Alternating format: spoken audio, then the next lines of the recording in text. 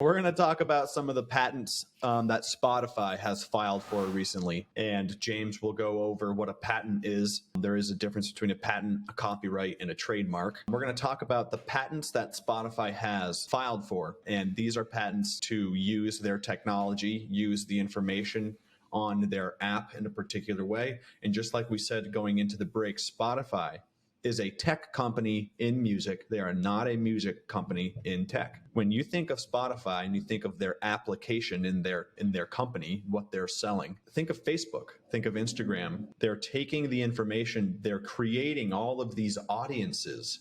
People who listen to this artist at 4:30 are the most likely to go to McDonald's after and sell that. But James, can you go over briefly what a patent is?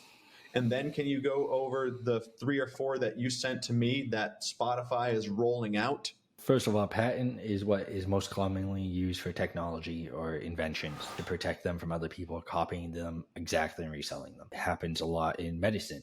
If you want to think about something like Viagra. Wasn't Viagra just became, I think it's Viagra. Yeah, that's why Hims is so big now. Have you seen those commercials for Hims? Oh, I have, That's what they're selling was ED medicine. It was generic ED medicine because Viagra was no longer protected. And now anyone can just copy the exact recipe, for example. That's why insulin can be so expensive at times.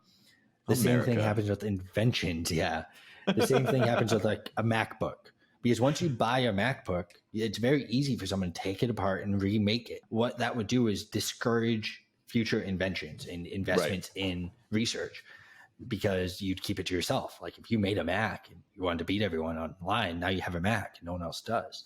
So in order to encourage sales and actually allowing the public to use stuff, we allow them to protect it with a patent. Patents, obviously, just like everything, if you change a little bit, you can kind of have a competitor. Lime scooters and bird scooters are the same thing, but they're not. And that's kind of how patents work. None of this means that no one else can do what Spotify is going to do. It means no one else can do what Spotify is going to do in the way Spotify is doing it. In general, we are going to do XYZ. Applications, if anyone's bored, like really bored, are identical. The changes between them are minimal. The process of patenting it means you're protecting, even if it never comes to life, you've protected it.